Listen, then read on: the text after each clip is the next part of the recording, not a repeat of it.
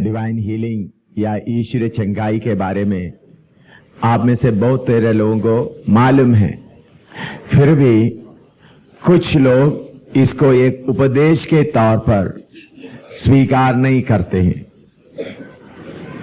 कुछ सेवक लोग या कुछ चर्च का लीडर्स या पेंटिकोस्टल लोग भी उन लोग बोलते ये तो अगर आपको चाहिए तो ले सकता है, कलीसिया के लिए परमेश्वर दिया हुआ एक उपदेश के तौर पर इसको स्वीकार करने का जरूरत नहीं।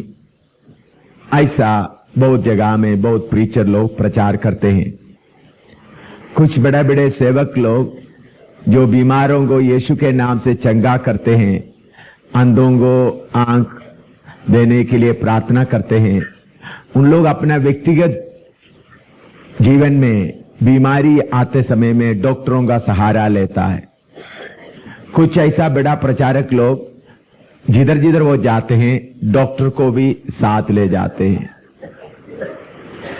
और यीशु के नाम से उन लोग बीमारों के लिए प्रार्थना करते हैं। कुछ बीमार अच्छे हो जाते हैं, लेकिन उनको जब बीमारी आएगा तो अस्पताल का सहारा लेते हैं। ऐसा एक कंफ्यूज्ड हालत में है कलीसिया कुछ जगहों में। तो आई आम इन्हीं दिनों में ये 2 दिन इसके लिए ईश्वर चंगाई का वचन सिखाने के लिए काफी टाइम चाहिए। कम से कम 1 हफ्ता लेगा तो थोड़ा कुछ आपको आइडिया मालूम होगा, लेकिन फिर भी जल्दी जल्दी इस वचन के बारे में कुछ बातें अभी आपको जरूरत है ताकि आपको इसके बारे में सोचने के लिए मौका मिल जाएगा। उसके लिए हम सोचेंगे। आइए हम पहले निर्गमन की किताब 15 अध्याय उसका 26 पढ़ेंगे। Exodus chapter 15 verse 26। निर्गमन 15 का 26 पढ़िएगा। कि यदि तू अपने परमेश्वर यहोवा का वचन तन मन से सुने और जो उसकी दृष्टि में ठीक है वही करे और उसकी आज्ञाओं पर कान लगाए और उसकी सब विधियों को माने, तो जितने रोग मैंने मिस्रियों पर भेजा है उनमें से एक भी तुझ पर ना भेजूंगा, क्योंकि मैं तुम्हारा चंगा करने वाला यहोवा हूँ। आइए हम प्रार्थना करेंगे। प्यारे प्रभु, तेरे वचन के लिए धन्यवाद हो।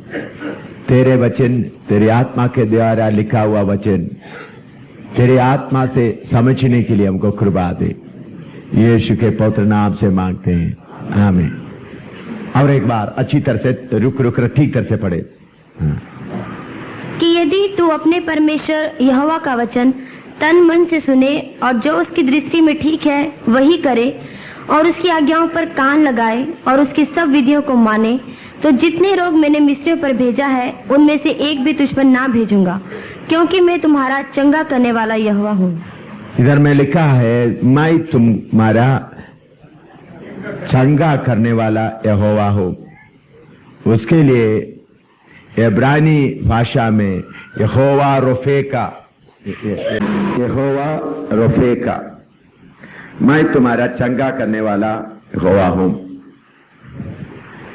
यहोवा रोफेका, मैं तुमको चंगा करने वाला यहोवा हूँ।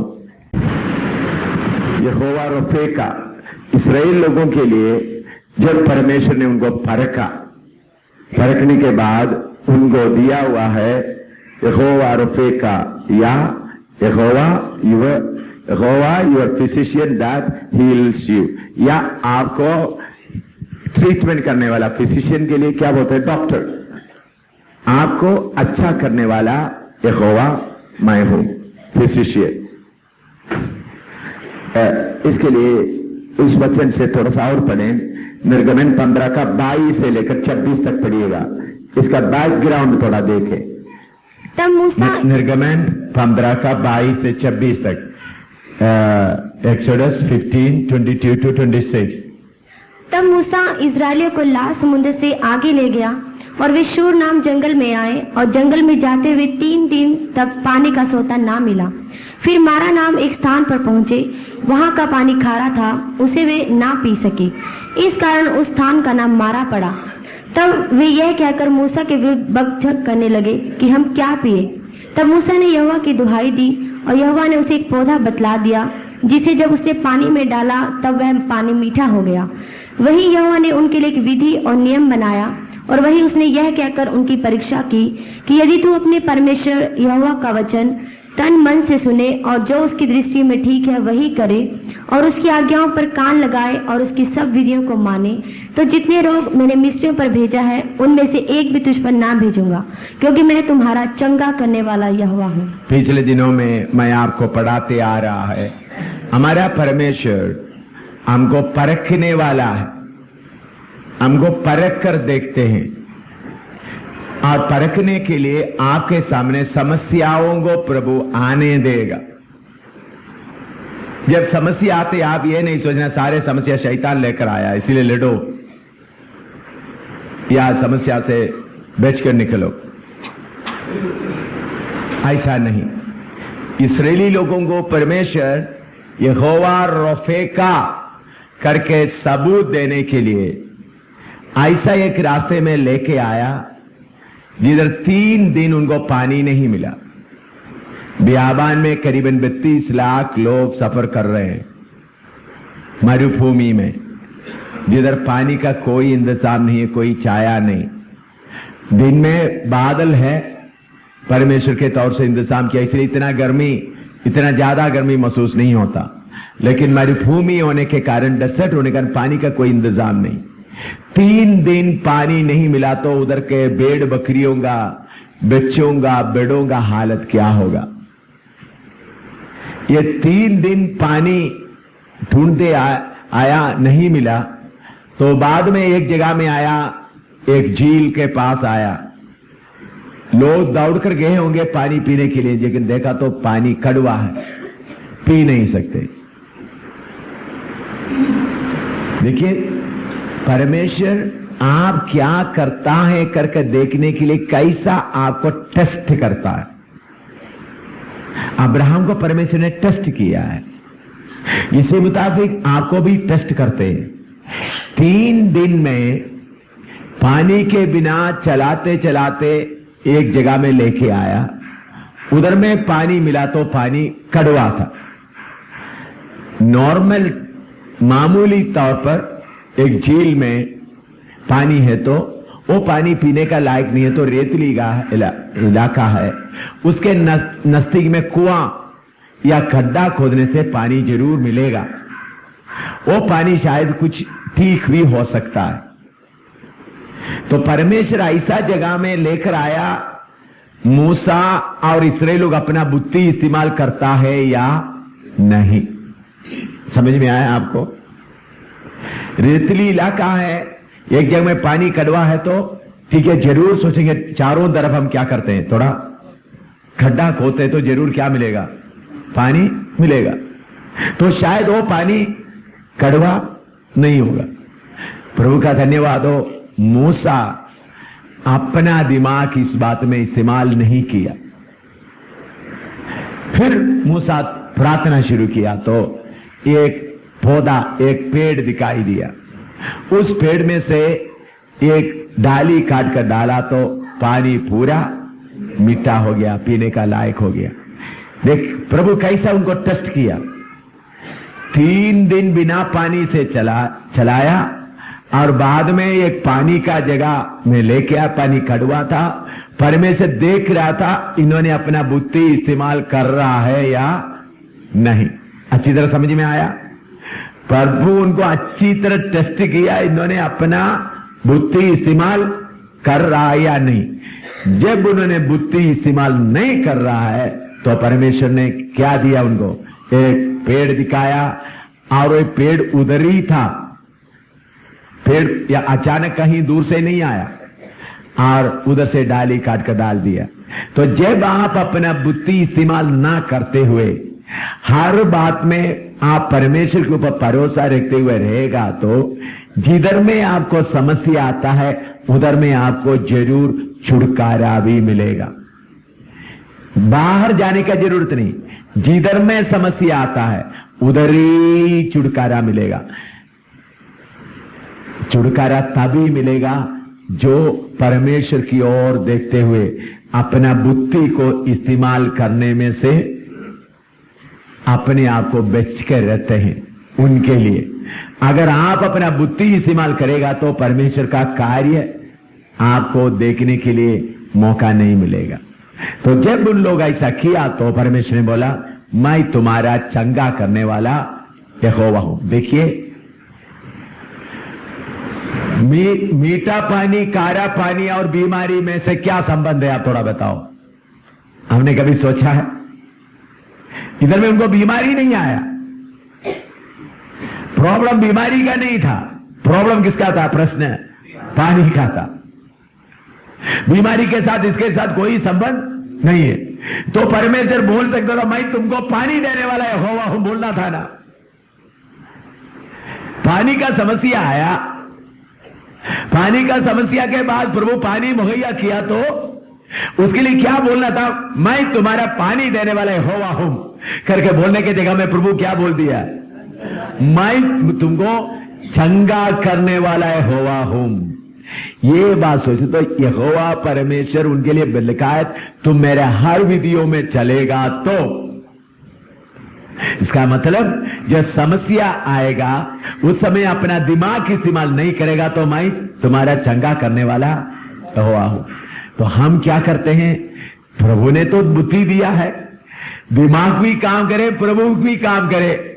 ऐसा लोगों के लिए यहोवा परमेश्वर यहोवा रोफे का नहीं रहेगा, बल्कि जो अपने आप अपना बुद्धि को इस्तेमाल ना करते हुए प्रभु तेरा मर्जी पूरा मुझ में हो, ऐसा चलने वालों के लिए यहोवा रोफे का है। लिखो, लिखना चाहते तो लिखिएगा। में समस्या आएगा, प्रॉब्लम आएगा, जो मैंने अभी बताने जा रहा हूं उनमें से कोई तीन में से एक आपके जीवन में हो सकता है। जब समस्या आएगा, नंबर 1, अगर समस्या आएगा तो एक हो सकता है, get disappointed and quit. Get disappointed and quit. बाद में इसका हिंदी का अनुवाद ब्रदर्स बताएंगे।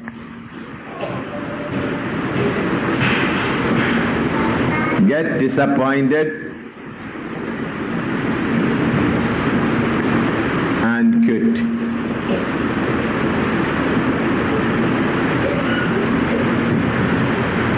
उसके लिए क्या हो सकता है? निराशा होकर, प्रश्न आ गया तो निराशा होकर निराशा होकर छोड़ दे, वो मार्ग को छोड़ दे। निराशा होकर वो मार्ग को छोड़ दे। दूसरा है flow through with bitterness in heart.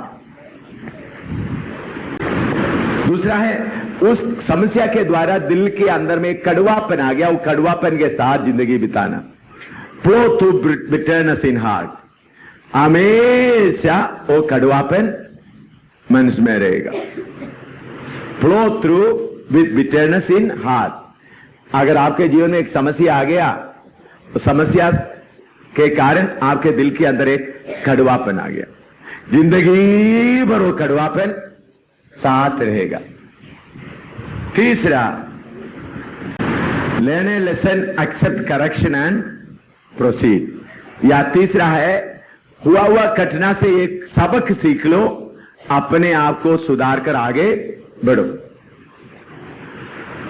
एक है गेट डिसअपॉइंटेड एंड क्विट। कोई समस्या आ गया, उसी से निराशा होकर मार्ग को छोड़ दो। दूसरा है flow through bitterness in heart. या उस घटना के द्वारा दिल के अंदर कड़वापन है, वो कड़वापन जिंदगी पर हर दिन वो बात को याद रहा, उधर ऐसा हो गया था, उधर ऐसा हो गया था, इधर में एक कष्ट आया था। हमेशा वो कड़वापन के साथ आगे बढ़े। तीसरा, लर्न ए लेसन। जो घटना हुआ उससे एक बात सीख लिया और उसमें से कुछ सीखा और आगे बढ़ा। ये आपके जीवन में जब समस्या आते वक्त इसी मुताबिक आप सीख सकते हैं। इस्राएली लोग पानी ढूंढते ढूंढते आया, तीसरा दिन आया, पानी मिला तो कड़वापन पानी था। तो उधर में उनको एक अच्छा लेसन मिल गया और वो लेसन के साथ ये उपदेश भी मिला है, यहोवा रोफे का। यहोवा हमारा चंगा करने वाला परमेश्वर है। यहोवा हर बीमारी से हमको क्या करेगा? चंगा करेगा। लेकिन इसका 4 से 9 तक पढ़िएगा। नंबर्स 21, 4-9। गिनती 21 का 4 से 9। नंबर्स 21, 4-9। फिर उन्होंने हौर पहाड़ से कूच करके लाल समुद्र का मार्ग लिया कि अदोम देश से बाहर बाहर घूम कर जाए, और लोगों का मन मार्ग के कारण बहुत व्याकुल हो गया। सो वे परमेश्वर के विरुद्ध बात करने लगे और मूसा से कहा, तुम लोग हमको मिस्र से जंगल में मरने के लिए क्यों ले आए हो? यहाँ ना तो रोटी है और ना पानी, और ना हमारे प्राण इस निकम्मी रोटी से दुखित है।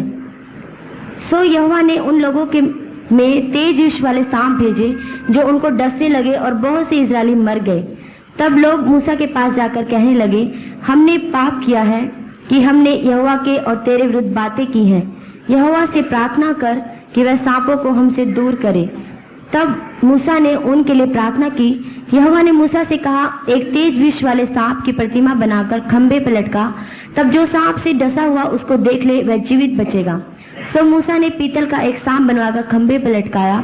तब सांप के डसे हुए में से जिसने उस पीतल के सांप की ओर देखा वह जीवित बच गया।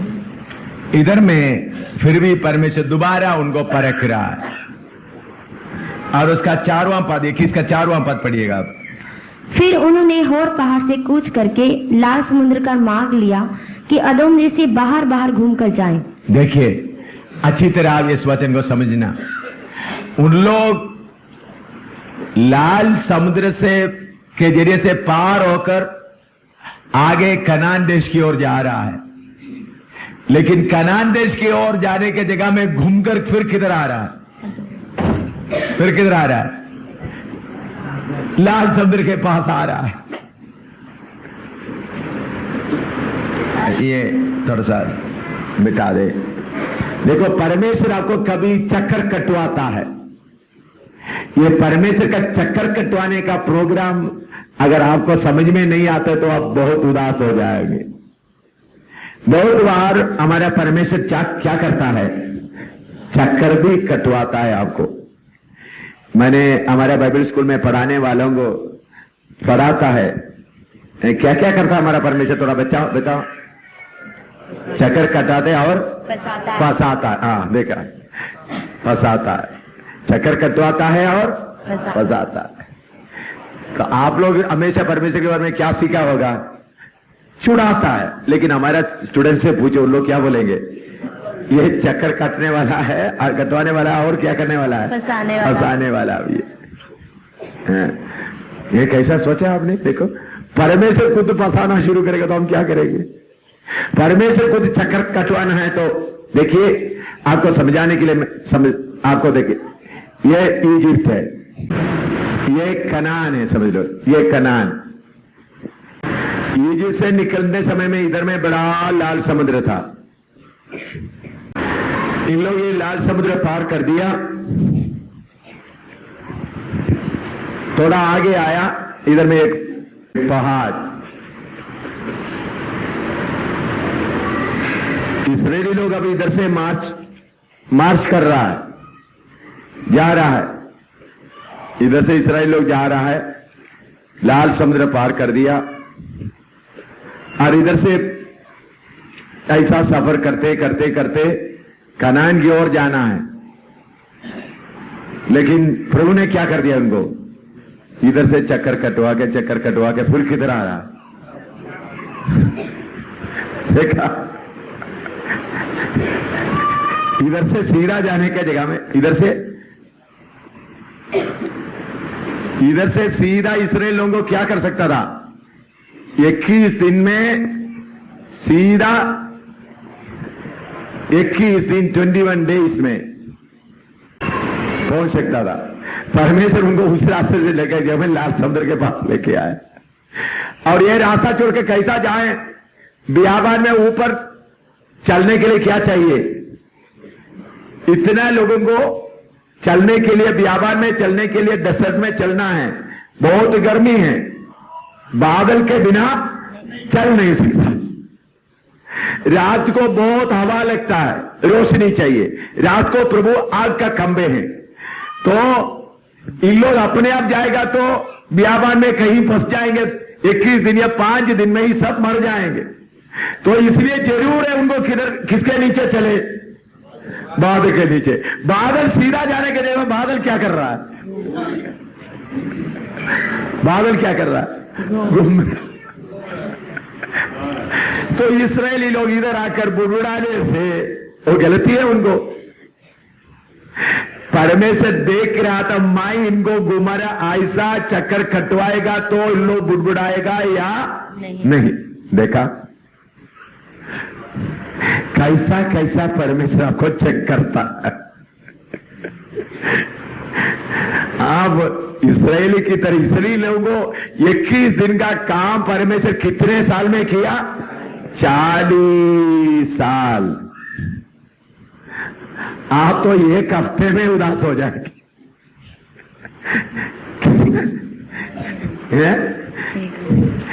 एक दिन भूखा रह गया तो दूसरा दिन सपोर्ट वालों के पीछे चले जाएंगे। एक दिन बीमारी ठीक नहीं है तो दूसरा दिन जरूर सीएमसी में चले जाएंगे। एक दिन पड़ोसी लोगों को गड़बड़ कर दिया, एक दिन प्रभु उनको बंद करो, नहीं तो दूसरा दिन जरूर पुलिस स्टेशन में जाएंगे।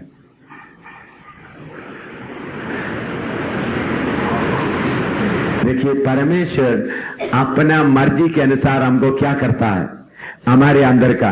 तो इस्राएली लोगों को ऐसा चक्कर कटवा कर दोबारा इधर आ गया तो इसरो देखो फिर भी कहां आ गया, वही लाल समुद्र के पास। फिर भी पहाड़ चाट कर उन लोग चल रहे थे हालेलुया गीत गाते गाते गाते, ओ भाग भाग, फिर भी मुड़कर कहां आ गया। तो लोग क्या करने लगा, थोड़ा बुड़बुड़ाने लगा। बुड़बुड़ाने लगा तो परमेश्वर उनके बीच में क्या भेज दिया? सांप, जहर वाला सांप भेज दिया, तो काटना शुरू कर दिया। देखो क्या क्या कर रहा है ये चक्कर कटवाने वाला परमेश्वर। उन लोग बुड़बुड़ाया तो उनके बीच में क्या भेज दिया? तेज विष वाला सांप। तो फिर मूसा परमेश्वर से पुकारा, परमेश्वर सारे लोगों को क्या कर रहा है? तो तब भी मूसा ने एक पार्टी को, चलो स्नेक पार्टी, सांपों को पकड़ने वाला पार्टी को नहीं बनाया।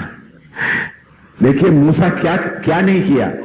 चलो जितना सांप पकड़ा था तो हर, क्योंकि करीबन 32 लाख लोग हैं, सारे 70 एल्डर्स है, 70 एल्डर है, सबको चलो एक एक कबीले से 100 लोगों को किसके लिए डंडा लेकर किसके लिए घूमते रहे। रात पूरा इसराइल लोग सो रहे तो सब लोग किसको ढूंढ के चल रहा है? सांप। ऐसा भी बता सकता था, लेकिन मूसा ने ऐसा सांप को बचाने वाला पार्टी को भी नहीं बनाया। क्यों? 40 साल बकरे को चला चला करके अंदर का दिमाग पूरा क्या हो गया? साफ हो गया, काली हो गए। अभी मूसा के अंदर सिर्फ क्या है? परमेश्वर का सहारे के अलावा और कुछ नहीं है। तो मूसा पुकारा तो परमेश्वर ने बोला तुम पित्तल का सांप को बनाओ। देखो परमेश्वर बोलता है देखो पित्तल का सांप को बनाओ। ये सांपों को, ये पित्तल का सांप, पित्तल को सांप बनाकर ऊंचा कर दो उसको। परमेश्वर सांप को मारने के जगह में क्या कर रहा है? परमेश्वर बोलता पित्तल का सांप बनाकर ऊंचा करो, जो देखेगा वो बचेगा। आसान काम क्या था? सांप सबको आया हुआ सबको खत्म कर दे। लेकिन परमेश्वर इधर भी चेक कर रहा है, पित्तल के सांप के ऊपर देखने वाला कौन है? लोग सोचा ये पित्तल का सांप, अगर कोई दवाई देते तो कार्य हो सकता था। देखो पित्तल का सांप को उठा कर रख दिया तो इससे क्या फायदा हो सकता है? अगर परमेश्वर कोई मुट्ठी या कोई देते तो हम लगाकर क्या कर सकता था? जिंदा हो सकता था। तो परमेश्वर क्या करे? पित्तल का सांप को उठाना। तो उधर में जो लोग पित्तल का सांप को देखा वो क्या हो गया? बच गया। उसका मतलब क्या था? ए सांप, जो लोगों को मार मार कर चलने वाला सांप, तुमको परमेश्वर मार कर लटका दिया है, तुमको अभी शर्मिंदा कर दिया है, तुम्हारे अंदर का जीवन खत्म कर दिया है, तुम अभी लोहे जैसा बन गया, तुम मुझे कुछ भी नहीं कर सकता। ऐसा विश्वास के साथ जो देखेगा वो चंगा पाएगा। जो अपना घमंड में आएगा मर जाएगा। समझ में आया हमारा परमेश्वर कैसा कैसा करता है? चक्कर कटवाया, सांप को भेजा और फिर उसको बाद बोला सांप, पित्तल का सांप को बनाओ। तो जो पितल के शाम को देखेगा वो क्या होगा? बच जाए। जॉन 3:14, यूहन्ना 3:14। और जिस रीति से मूसा ने जंगल में सांप को ऊंचे पर चढ़ाया, जिस रीति से मूसा ने जंगल पर सांप को ऊंचे पर चढ़ाया, उसी रीति से अवश्य है कि मनुष्य का पुत्र भी ऊंचे पर चढ़ाया जाए। हाँ, इसी मुताबिक अवश्य है मनुष्य का पुत्र को भी ऊंचे पर चढ़ाए। कुछ लोग इस वचन का तर्जमा, इसका अर्थ ठीक तरह से ना समझने के कारण यीशु मसीह को कभी कभी सांप बना देते। भाई, इसका मतलब वो नहीं है, इसमें और गहरा मतलब है। वो मतलब समझना है तो कोलोसी 2:14 और 15 भी पढ़िएगा। ये यूहन्ना 3:14 समझना है तो कोलोसी 2:14 और 15 भी पढ़िएगा, तब आपको ये समझ में आएगा। और विधियों का वह लेख जो हमारे नाम पर और हमारे विरोध में था मिटा डाला, और उसको क्रूस पर कीलों से जड़कर सामने से हटा दिया है। और उसने प्रधानताओं और अधिकारों को अपने ऊपर से उतारकर उनका खुल्लम खुला तमाशा बनाया और क्रूस के कारण ऊपर जय जयकार की ध्वनि सुनाई। हाँ, इधर में प्रभु यीशु मसीह क्रूस के द्वारा किसको तमाशा बनाया? शैतान के सारे शक्तियों को। यीशु सलीब पर लटक रहा है, नंगा लटक रहा है, लेकिन इसका भेद उस समय का लोगों को मालूम नहीं हुआ। पहला कोरिन्थी 2:7 और 8 पढ़िएगा। इसके साथ ये तीनों वचन को इकट्ठा मैं विवरण करूंगा। पहला कोरिन्थी 2:7 और 8, 1 Corinthians chapter 2 verse 7 and 8। परंतु हम परमेश्वर का वह गुप्त ज्ञान, परमेश्वर का वो गुप्त ज्ञान भेद की रीति पर बताते हैं, भेद की रीति पर बताते हैं, जिसे परमेश्वर ने सनातन से हमारी महिमा के लिए ठहराया। हाँ, जिसे इस संसार के हाकिमों में से किसी ने नहीं जाना, क्योंकि यदि जानते तो तेजमय प्रभु को क्रूस पर ना चढ़ाते। हाँ, इधर में लिखा इस संसार का हकीमों, उसका मतलब दुष्टता प्रधानताएं, उसको मालूम होता तो परमेश्वर यीशु मसीह को क्रूस पर ना चढ़ाते। यीशु अद्भुत काम कर रहा था, बीमारों को चंगा कर रहा था, अच्छे उपदेश दे रहा था। शैतान बहुत योजना बनाकर इस्राएल लोगों को सबको उनके खिलाफ बना कर दिया, और यीशु का चेले में से एक इस्करियोता यूदा, उनको भी उनके खिलाफ कर दिया। तो ऐसा यीशु को सूली पर लटकाने का सारे योजना बना दिया, लेकिन इसके पीछे का गुप्त बात को शैतान को मालूम नहीं था, या प्रधानताओं को, दुष्टता का अधिकार को मालूम नहीं हुआ। अगर ऐसा मालूम होता तो उन्होंने ये काम नहीं करना था। आप लूसीफर से पूछे, लूसीफर तुम्हारे जीवन में हुआ सबसे बड़ा गलती क्या है? उन्होंने और भी गलती किया है, एक है अपने आप बलवा कर दिया, एक गलती है, लेकिन उससे भी बड़ा गलती उन्होंने बोले कि यीशु मसीह को सूली पर चढ़ाया है, वो है मेरा सबसे बड़ा गलती। यीशु मसीह को सूली पर चढ़ाने के कारण दुनिया से पहले से आदम से लेकर जो लोग मेरे वश में था वो भी चले गए। अभी मनोज आदि सब क्या हो रहा है? मेरे कब्जे से निकलकर जा रहा है। तो जैसा मूसा ने सांप को ऊपर उठाया, उसी मुताबिक जरूर है मनुष्य का पुत्र को भी ऊपर उठा लिया जाए। मूसा सांप को उठाते हुए क्या बताया? इस्राएली लोगों के बीच में जहर के द्वारा काट कर या डसते हुए खत्म करने वाला सांप तुमको हमने तमाशा बना दिया है। इसी मुताबिक प्रभु यीशु मसीह क्रूस के द्वारा पाप का जगर से हमको काटने वाला शैतान को भी तमाशा बनाया। तो यीशु मसीह सांप नहीं बना। आप प्रचार करते समय आप गलती से प्रचार नहीं करना, उसके अंदर का अर्थ को समझना है। यीशु बताने का मतलब क्या है? जैसा मूसा सांप को उठाते हुए काटने वाला सांप को क्या बनाया था? तमाशा बनाया था। समझ में आया? सांप को ऊपर उठाते हुए काटने वाला सांप को लोगों के बीच में घूमकर काटने वाला सांप को तमाशा बनाया। जो लोग देखते थे विश्वास के द्वारा उनका जहर कोई असर नहीं कर सकता था, तो वो लोग बोलते हे सांप तू हमको क्या कर सकता है? इसी मुताबिक शैतान ने योजना बनाया, वो लोगों के अंदर गंदगी करवाने वाला वो शैतान को यीशु मसीह क्रूस पर बलिदान देने के द्वारा उनका तमाशा बनाया, उनके अधिकार से हमको छुड़ाया, उनका अधिकार हमसे उतार डाला। इसलिए लिखा है यीशु मसीह जैसा मूसा ने शाम को उठाया, उसी मुताबिक यीशु मसीह को भी सूली पर उठाना चढ़ाना पड़ेगा। लिखो, अभी लिख दिया तो आगे दूसरा राजा 18 का 4 पढ़िएगा। ये सांप तमाशा बना वाला सांप बाद में क्या बन गया देखो।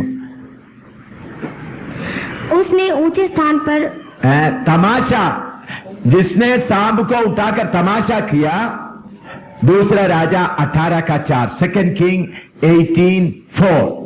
हाँ, उसने ऊंचे स्थान गिरा दिए, लाठों को तोड़ दिया, अशेरा को काट डाला और पीतल का जो सांप मूसा ने बनाया था उसको उसने इस कारण चूर चूर कर दिया कि उन दिनों तक इजरायली उसके लिए धूप जलाते थे। हाँ। और उसने उसका नाम नहुशतान रखा। हाँ, मूसा ने सांप को बना दिया